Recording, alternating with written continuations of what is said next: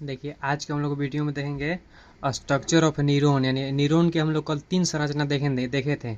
पहला cell body, दूसरा axon, तीसरा डेंड्राइट। यानी सेल बॉडी, डेंड्राइट और एक्सॉन 3 संरचना होता है। 1 2 3। देखिए सेल बॉडी के न्यूरॉन का सेल बॉडी सबसे बड़ा और प्रथम भाग होता है। इसके बीच में न्यूक्लियस होता है जो साइटोप्लाज्म से घिरी हुई रहती है। ठीक, अब देखिए इससे साइटोप्लाज्म में कुछ सेलुलर ऑर्गन्स पाए जाते हैं, जैसे यहाँ पर पाए जाते हैं माइटोकॉन्ड्रिया, लाइसोजाइम, गोगोलिक एल्बस, जो एंजाइम के पाचन में सहायक होते हैं, प्रोटीन के अणु को रिलीज करते हैं, वह इसे न्यूरॉन को पोषण प्रदान करते हैं। अब देखिए एक्सॉन, एक्सॉन एक मेम्ब्रेन से घिरी हुई रहती है। यहाँ पर एक जिसे एलोक्जिमिया कहते हैं, जिसे एलोक्जिमिया के इसमें कुछ सेल पाए जैसे स्क्वाहन सेल होते हैं। एक्सॉन देखिए हम लोग देखें सेल बॉडी, यह न्यूरॉन का सबसे प्रथम और बड़ा भाग होता है। यानी ये न्यूरॉन का सबसे प्रथम, यानी सेल बॉडी न्यूरॉन का, देखिए न्यूरॉन का सेल बॉडी या न्यूरॉन का सबसे बड़ा भाग हुआ और प्रथम भाग होता है। तो देखिए सेल बॉडी के मध्य में साइटोप्लाज्म से घिरी हुई एक संरचना पाई जिसे केंद्रक या न्यूक्लियस कहते हैं। तो इसमें एक साइटोप्लाज्म में घिरी हुई संरचना है, यानी पीला कलर की, या न्यूक्लियस है जिसे हम लोग केंद्र कहते हैं। ये साइटोप्लाज्म से घिरी हुई रहती है। देखिए यहाँ पर साइटोप्लाज्म से घिरी हुई संरचना हुई जिसे हम लोग न्यूक्लियस कहते हैं। देखिए दूसरा होता है डेंड्राइट। डेंड्राइट आखिर क्या है? सेल बॉडी के अंतिम सिरों से निकली हुई संरचना धागेनुमा डेंड्राइट कहलाती है। यानी सेल बॉडी है, उसके अंतिम संरचना से निकली हुई संरचना को डेंड्राइट कहते हैं। इस पार्श्व तंतु का कार्य नर्व इम्पल्स को सेल बॉडी की तरह ट्रांसमिट और रिसीव करना होता है। देखिए डेंड्राइट अब क्या होता है, ये देखिए डेंड्राइट सेल बॉडी का अंतिम संरचना जो होता है, यह सेल बॉडी का इसका अंतिम संरचना यहाँ पर हुआ। ये जो धागेनुमा संरचना होता है, ये सब धागेनुमा धागे के आकार की संरचना होता है, जिसे हम लोग क्या कहते हैं डेंड्राइट। ये यानी सेल बॉडी की अंतिम संरचना, इसका संरचना अंतिम क्या है? अंतिम संरचना से निकले हुई सिरा को हम लोग डेंड्राइट कहते हैं। इस डेंड्राइट का कार्य होता है कि सेल बॉडी से नर्व इम्पल्स को रिसीव कर, यहाँ पर मान लीजिए यहाँ पर कोई सूचना आया, ऐसा सूचना आ रहा है, यहाँ पर सूचना आया तो यहाँ से यहाँ डेंड्राइट के पास आएगा, यानी रिसीव करेगा, फिर इधर से ये ट्रांसमिट करेगा। तो रिसीव करना और ट्रांसमिट करना कार्य होता है। अब देखिए हम लोग देखेंगे प्रत्येक तंत्रिका में केवल एक एक्सॉन पाया जाता है, यानी एक तंत्रिका में केवल एक ही एक्सॉन पाया जाता है।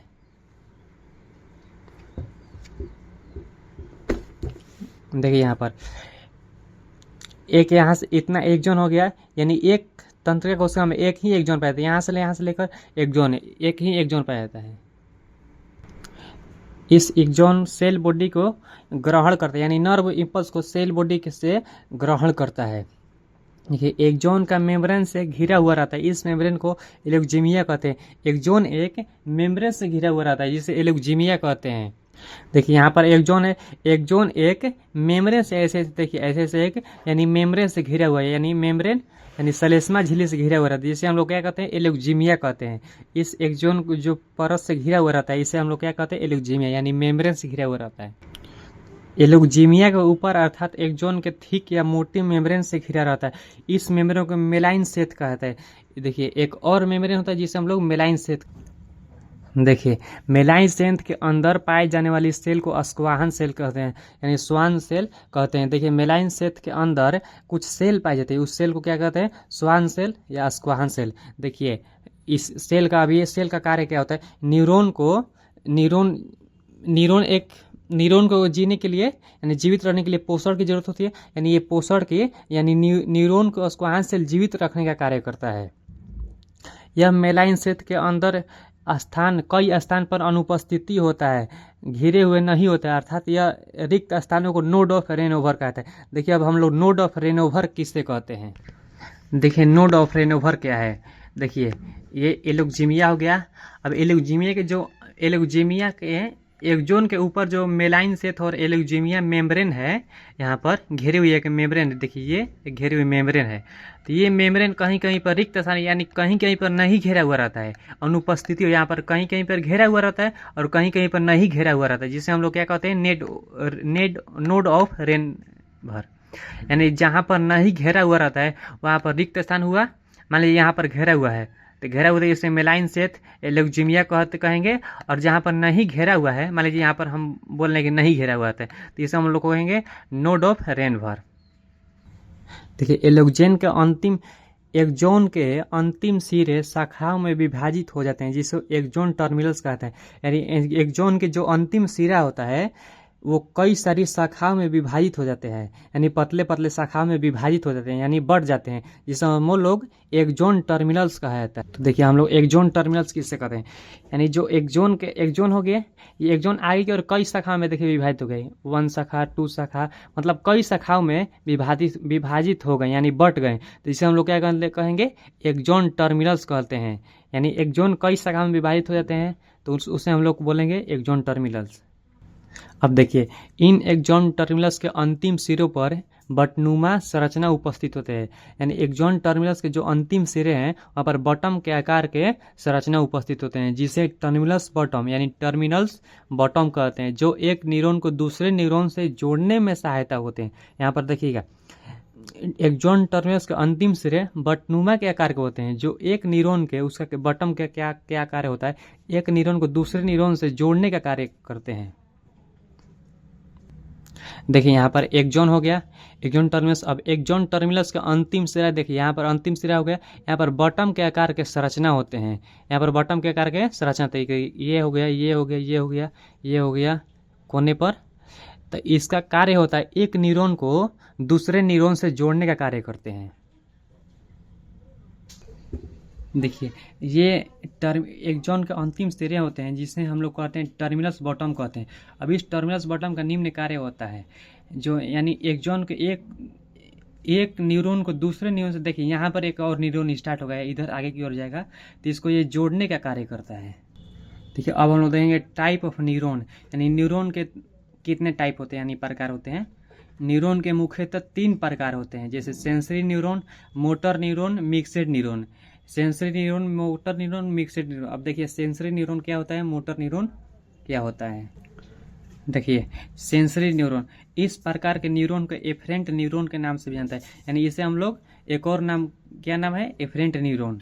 इस प्रकार के न्यूरॉन का शरीर के अंगों एवं ऊतकों से सूचनाओं को, संवेदनाओं को केंद्रीय तंत्रिका तंत्र यानी सीएनएस तक पहुंचाता है, यानी किसी भी ऑर्गन से सूचना पहले मस्तिष्क तक पहुंचाएगा, सेंसरी नर्व।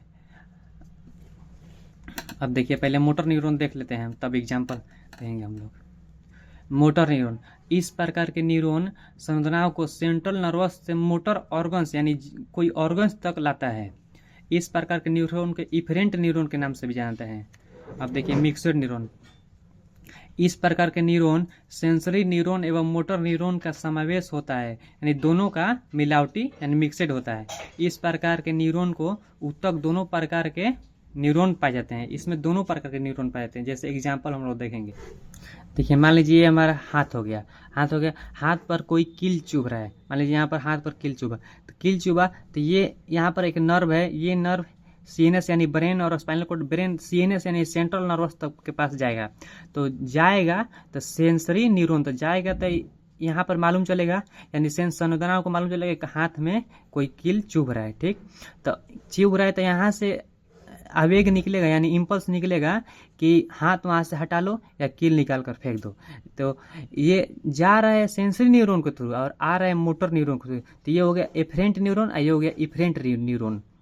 देखिए यहाँ पर मान लीजिए कोई कील चुभा तो सेंसरी न्यूरॉन के थ्रू मस्तिष्क तक जाएगा कि कोई कील चुभा, यानी सेंसरी न्यूरॉन के थ्रू जा रहा है।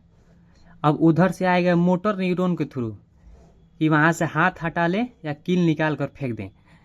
तो मोटर न्यूरॉन के थ्रू आया, तो यही होता है सेंसरी न्यूरॉन और मोटर न्यूरॉन, ये पहुंचाएगा, ये इधर से लाएगा, यानी ये होगा एफरेंट न्यूरॉन, ये होगा इफरेंट न्यूरॉन।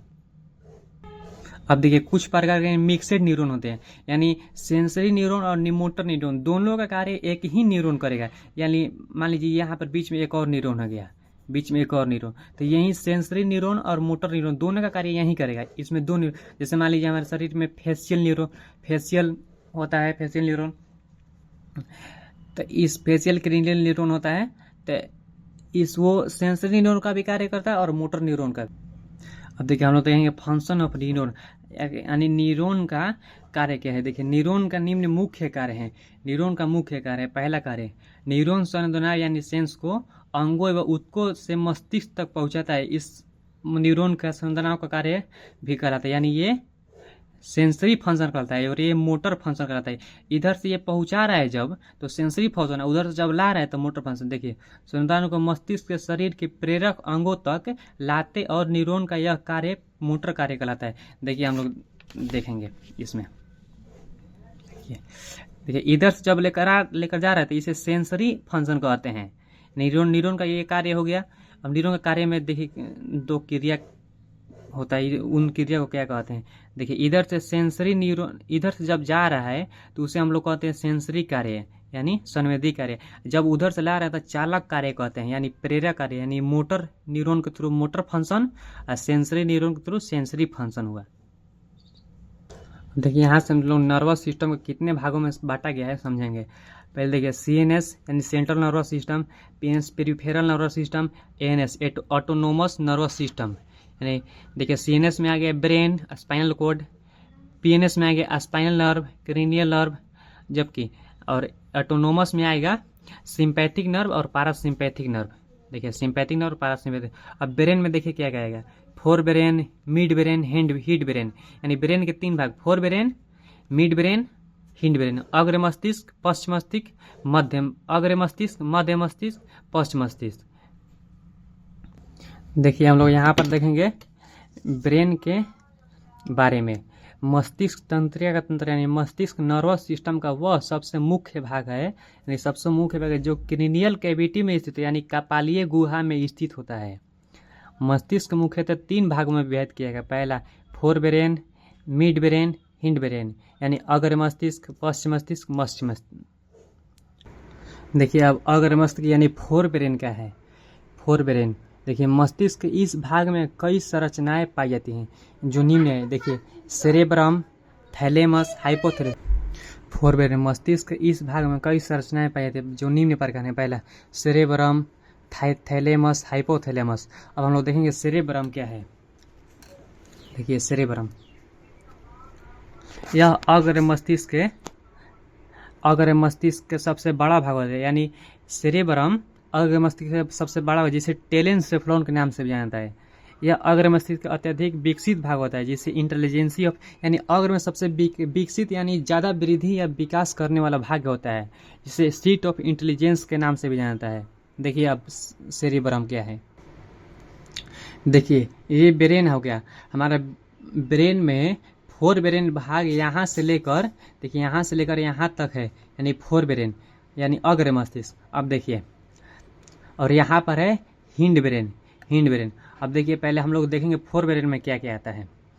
फोर ब्रेन में देखिए हम लोग का सेरेब्रम आ गया, थैलेमस आता है, हाइपोथैलेमस आता है। देखिए सेरेब्रम के बारे में हम लोग देखेंगे पहले। यह मस्तिष्क का देखिए सबसे बड़ा भाग होता है, मस्तिष्क का सबसे बड़ा भाग होता है, यानी मस्तिष्क का सबसे बड़ी, इसे हम लोग टेलेनसेफ्लॉन के नाम से भी जानते हैं। इसका एक और नाम होता है जिसे हम लोग वो क्या बोलते हैं, टेलेनसेफ्लॉन के नाम से। इसे इंटेलिजेंसी ऑफ सीट के नाम से जानता है, यानी सीट ऑफ इंटेलिजेंसी यानी बुद्धिमत्ता का यह सबसे विकसित भाग होता है, यानी सबसे विकसित भाग होता है। क्या कौन भी सबसे विकसित भाग होता है, सेरेब्रम। हम देखिए हम लोग देखेंगे परम मस्तिष्क के प्रत्येक गोलार्ध 4 खंडों में बटे होते हैं जो निम्न है, यानी फ्रंटल लोब। इसमें मतलब इसमें 4 प्रकार के लोब पाए जाते हैं। देखिए अब ये लोब निम्न होते हैं, जैसे फ्रंटल लोब हो गया, occipital lobe, temporal lobe, parietal lobe, parietal lobe. देखिए फ्रंटल लोब हो गया, occipital lobe, temporal lobe, parietal lobe हो गया। अब ये लोब हम लोग देखेंगे कैसा होता है संरचना में। देखिए पहले हम लोग देखेंगे परम मस्तिष्क का बाहरी भाग कोर्टेक्स कहलाता है, यानी परम मस्तिष्क का बाहरी भाग क्या कहलाता है, कोर्टेक्स। तंत्रिका कोशिका से मिलकर बनता है, जो तंत्रिका कोशिका से मिलकर बनता है। कोर्टेक्स किससे मिलकर बनता है, तंत्रिका कोशिका यानी तंत्रिका सेल से, न्यूरॉन प्रकार के सेल से मिलकर बना होता है, जिसे हम लोग कोर्टेक्स कहते हैं। देखिए हम लोग क्या देखें, परम मस्तिष्क का सबसे बाहरी भाग कोर्टेक्स होता है, जो किससे मिलकर बनता है? न्यूरॉन। यानी देखिए सबसे बाहरी भाग जो होता है उसे कॉर्टेक्स बोलते हैं। इसमें भी सबसे बाहरी भाग, अंतर भाग एवं भीतरी भाग होते हैं, तो इससे हम लोग क्या बोलते हैं? कॉर्टेक्स बोलते हैं। अब हम लोग देखेंगे सेरेब्रम में कितने लोब होते हैं, यानी frontal lobe, occipital lobe, temporal lobe, parietal lobe. हम लोग देखेंगे इसमें लोब कितने हो। देखिए फोर ब्रेन में यानी अग्र मस्तिष्क में 4 गोलार्ध पाते हैं, यानी 4 लोब पाते हैं। जिससे जैसे देखिए पहला लोब यहाँ, देखिए यहाँ से लेकर हो गया फ्रंटल लोब, दूसरा लोब हो गया पेराइटल लोब, तीसरा लोब हो गया टेम्पोरल लोब, और चौथा हो गया ऑक्सीपाइटल लोब। देखिए यहाँ पर फ्रंटल हो गया, यहाँ पर पेराइटल लोब हो गया, यहाँ पर टेम्पोरल लोब हो गया, और यहाँ पर हो गया ऑक्सीपाइटल लोब। यानी 4 लोब पाए थे सेरेब्रम में, ये 4 लोब यही है। देखिए अब देखिए हम लोग फंक्शन ऑफ सेरेब्रम, मतलब सेरेब्रम का फंक्शन क्या है? परम मस्तिष्क के कार्य निम्न है। यानी पहला कार्य, मनुष्य में बुद्धिमत्ता का निर्धारण करते हैं, अतः यह ज्ञान का केंद्र है। यानी बुद्धिमत्ता यानी मतलब बुद्धि, इंटेलिजेंसी यानी सीट ऑफ इंटेलिजेंसी का निर्धारण करता है, यानी नियमन करता है, निर्धारण करता है मतलब कि उत्पन्न करता है। यह ज्ञान का केंद्र यानी मतलब ज्ञान का स्टोरेज प्लेस होता है, यानी स्टोरेज प्लेस यानी ज्ञान का केंद्र होता है, यानी मतलब ज्ञान इकट्ठा होता है इसमें सेरेब्रम में। देखिए यह मनुष्य में व्यक्तित्व का भी निर्धारण करता है। मनुष्य में व्यक्तित्व मतलब कि मनुष्यता का निर्धारण करता है। सोचने की प्रक्रिया, थिंकिंग प्रोसेस का निर्धारण भी करता है। मतलब सोचने की प्रक्रिया मतलब मनुष्य क्या सोच रहा है क्या नहीं सोच रहा है, उसका प्रक्रिया का निर्धारण इस सेरेब्रम के द्वारा ही होता है। देखिए अब हम लोग देखेंगे कि थैलेमस क्या है। ये thalamus nerve cell, thalamus nerve cell and fibre के 2 पिंडों से मिलकर बनता है। देखिए यहाँ पर एक फाइबर हो गया, फाइबर टिश्यू या फाइबर कैप्सूल। हम लोग में मतलब फाइबर और एक नर्व सेल, यानी 2 पिंडों, 1 पिंड 2 पिंड, यानी 2 पिंडों से मिलकर बना होता है, जो कॉर्पस कैलोसम के नीचे स्थित होता है। अब थैलेमस कहाँ पे स्थित होता है? कॉपर कैल्शियम के नीचे स्थित होता है। ये थैलेमस मस्तिष्क के 3rd वेंट्रिकल में के दोनों ओर स्थित होता है, जो रियल सेंटर की तरह कार्य करता है। देखिए ये थैलेमस मस्तिष्क में भी कुछ वेंट्रिकल पाए जाते हैं, जैसे नीले पाए जाते हैं। इस नीले में 3rd जो वेंट्रिकल होता है, 3rd वेंट्रिकल के दोनों ओर रियल सेंटर में की तरह कार्य करता है। अब देखिए थैलेमस क्या है। देखिए हम लोग हमारे मस्तिष्क में देखिए यही वेंट्रिकल होता है। पहला देखिए फोरमेन या मिनरो वेंट्रिकल हो गया, लेटरल वेंट्रिकल हो गया, सेरेब्रल वेंट्रिकल, 4th वेंट्रिकल हो गया और 3rd वेंट्रिकल हो गया। अब देखिए यहाँ पर 3rd वेंट्रिकल यहीं देखिए थैलेमस होता है, यहीं पर थैलेमस, यानी 3rd वेंट्रिकल के दोनों ओर थैलेमस होते हैं, यानी दोनों नहीं नीचे 3rd वेंट्रिकल हो गया, यहाँ पर देखिए थैलेमस स्थित होता है। यह वेंट्रिकल के, ये ब्रेन के 4 वेंट्रिकल होते हैं। इसमें देखिए यहाँ पर देखिए यहीं पर थैलेमस स्थित होता है, यहीं पे थैलेमस होता है। अब देखिए अब हम लोग देखेंगे हाइपोथैलेमस का है। अगर मस्तिष्क का हाइपोथैलेमस भाग तंत्रिका कोशिकाओं के समूह से मिलकर बना होता है। ये देखिए अगर मस्तिष्क मतलब फोर ब्रेन का हाइपोथैलेमस जो भाग है वो तंत्रिका कोशिका यानी नर्व सेल से के समूह से मिलकर बना होता है, यानी नर्व सेल के समूह से मिलकर बना होता है। जी जो देखिए जो थैलेमस के सामने तथा नीचे एवं थैलेमस के सामने एवं नीचे, यानी जो ऊपर की हम लोग थैलेमस देंगे उसके सामने एवं नीचे तथा पीयूष ग्रंथि के ऊपर स्थित होता है। देखिए थैलेमस के नीचे एवं सामने और पिट्यूटरी ग्लैंड के ऊपर स्थित होता है। यह पीयूष ग्रंथि के नर्व फाइबर्स के द्वारा जुड़ी होता है। यही कारण पीयूष ग्रंथि को हार्मोन का नियंत्रित करता है। अब देखिए हम लोग थैलेमस को देखेंगे। देखिए ये हमारा हो गया थैलेमस।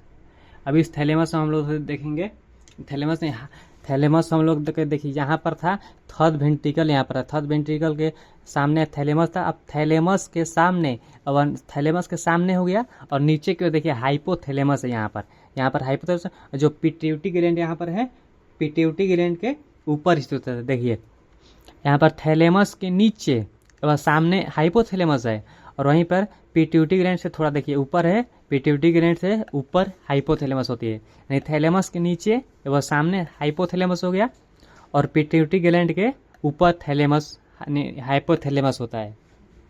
देखिए यहाँ पर यह पीयूष ग्रंथि के नर्व फाइबर के द्वारा जुड़ा होता है। देखिए यह पीयूष ग्रंथि के नर्व फाइबर होते हैं, उसी के द्वारा जुड़ा होता है। इसी कारण इस पीयूष ग्रंथि को हार्मोन के नियंत्रित करता है।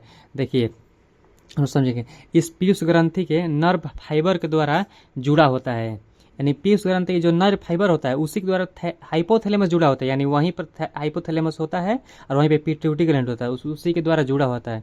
इसी कारण पीयूष ग्रंथि के हार्मोन को नियंत्रित करता है, यानी पीयूष ग्रंथि के हार्मोन को भी ये नियंत्रित करता है। देखिएगा, देखिए यहाँ पर हम लोग देखेंगे पीयूष ग्रंथि के, देखिए यहाँ पर पीयूष ग्रंथि हो गया यानी पिट्यूटरी पीयूष ग्रंथि, या इसे हम लोग मास्टर ग्लैंड के नाम से जानते हैं। देखिए यहाँ पर पीयूष ग्रंथि के नर्व फाइबर जो होता है इसी के द्वारा ये जुड़ा रहता है हाइपोथैलेमस।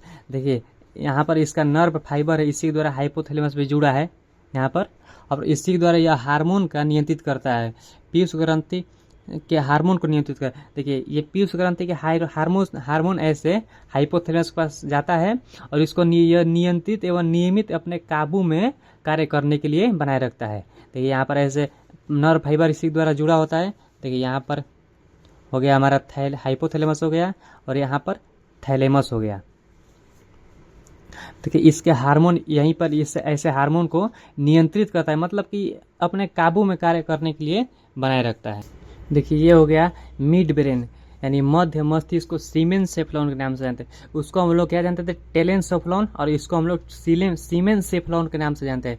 मध्य मस्तिष्क का वह भाग होता है जो सेरेब्रल एक्वीडक्ट के चारों ओर तथा सेरेब्रम के नीचे तथा पोन्स बेरलाई के ऊपर पाया जाता है। देखिए मध्य मस्तिष्क पाया कहाँ जाता है, देखिए पहला सेरेब्रल एक्वीडक्ट के चारों ओर, सेरेब्रल एक्वीडक्ट के यानी चारों ओर, यहाँ पर हो जाएगा सेरेब्रल उसके चारों ओर, तथा सेरेब्रम के नीचे, तथा सेरेब्रम जो हम लोग सेरेब्रम देखे हैं उसके नीचे, और पोन्स बेरलाई के ऊपर स्थित होता है। अब देखिए हम लोग मिड ब्रेन देखेंगे कहाँ कहाँ कैसे स्थित होता है। देखिए मिड ब्रेन, हम लोग मिड ब्रेन को पहले तो सेमेनसेफलॉन के नाम से जानते हैं। एक मिड ब्रेन का एक और नाम होता है सेमेनसेफलॉन।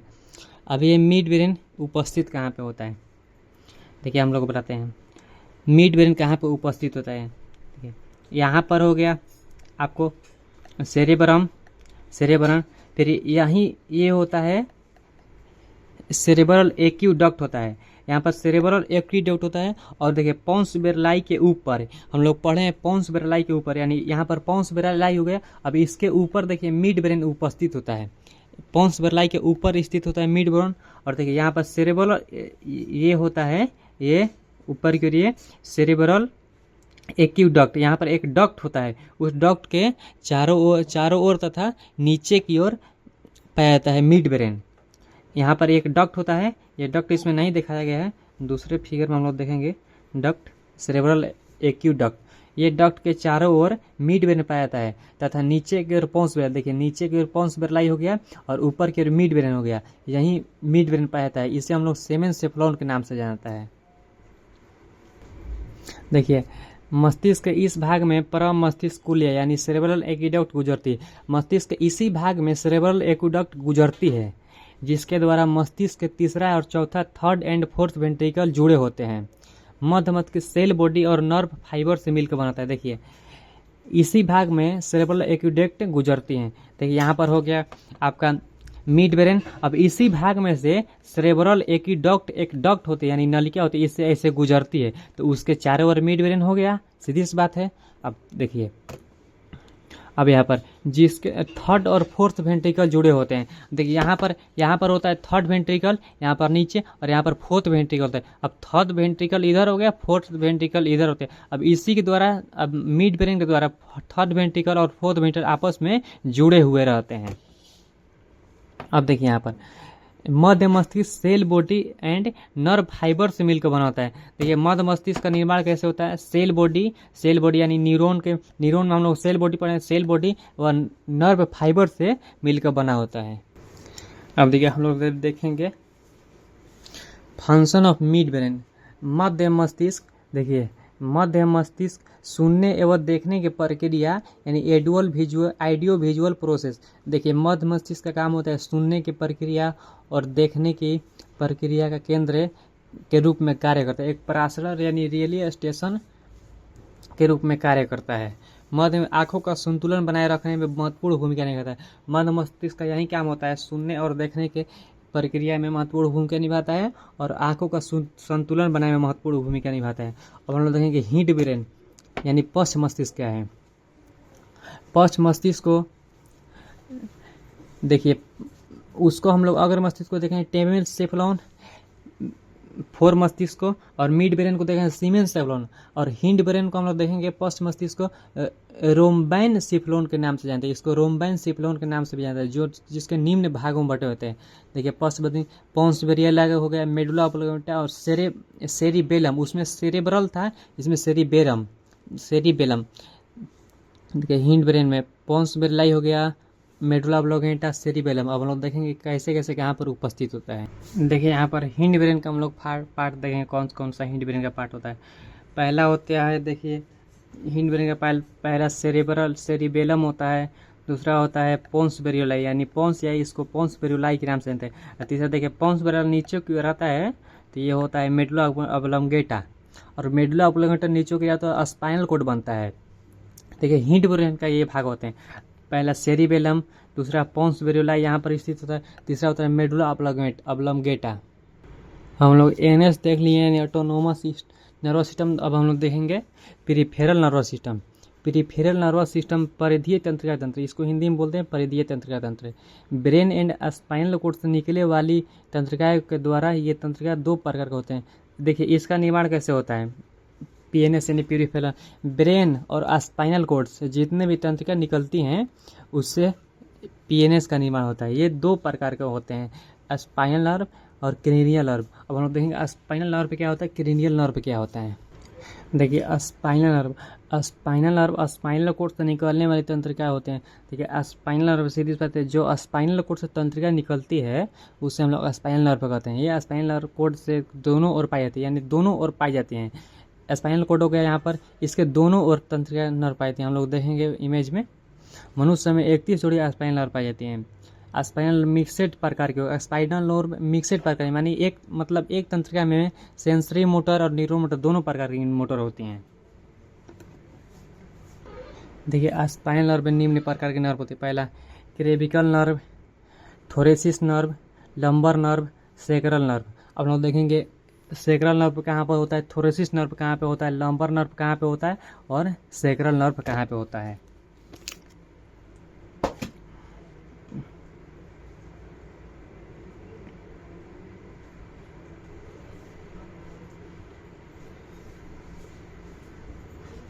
देखिए हमारा स्पाइनल नर्व होता है। स्पाइनल पहला क्रेविकल नर्व होता है। देखिए क्रेविकल नर्व होते हैं 8 पेयर होते हैं, यानी यहाँ से लेकर यहाँ तक होते हैं। दूसरा होता है थोरेसिस नर्व। थोरेसिस नर्व होते हैं कम से कम 11 जोड़ी होते हैं। लंबर नर्व होते हैं 5 जोड़ी होते हैं। सेक्रल नर्व होते हैं, फिर यहाँ पर कॉकिज नर्व, यही हमारे स्पाइनल नर्व होते हैं, यानी स्पाइनल कोड से निकलने वाली नर्व को स्पाइनल नर्व कहते हैं। देखिए दोनों निकलते हैं, इधर भी निकलते हैं इधर भी निकलते हैं। देखिए यहाँ पर दर्शाया गया है। देखिए अब ये होते हैं क्रेनियल नर्व। मनुष्य में पाए जाने वाली 12 जोड़ी कपालीय तंत्रिका, यानी कपालीय तंत्रिका मतलब क्रेनियल नर्व होते हैं। पहला olfactory nerve, optic cranial nerve, oculomotor cranial nerve, trochlear cranial nerve, trigeminal cranial nerve. इस प्रकार से निम्न क्रेनियल नर्व होते हैं। अब ये क्रेनियल नर्व हम लोग आगे की ओर देखें कितने क्रेनियल नर्व होते हैं। यहीं 12 जोड़ी क्रेनियल नर्व होते हैं, यानी ब्रेन से निकलने वाली नर्व को हम लोग क्रेनियल नर्व कहते हैं। मतलब ब्रेन से नहीं, क्रेनियल कैविटी से निकलने वाली। देखिए यानी ब्रेन से वहीं देखिए 12 जोड़ी निम्न नर्व होते हैं। क्रेनियल नर्व के नेम है olfactory nerve, optical nerve, oculomotor, trochlear, यही फेशियल नर्व। यही नर्व हमारे शरीर में क्रेनियल नर्व होते हैं, जो 12 जोड़ी होते हैं। देखिए 1 2 3 4 5 6 7 8 9 10 11 12, यानी यही 12 जोड़ी नर्व हमारे शरीर में क्रेनियल नर्व होते हैं, जो क्रेनियल कैविटी से निकलते हैं। और जो यहाँ से स्पाइनल कोड से दोनों ओर नर्व निकलते हैं उसे स्पाइनल नर्व को कहते हैं।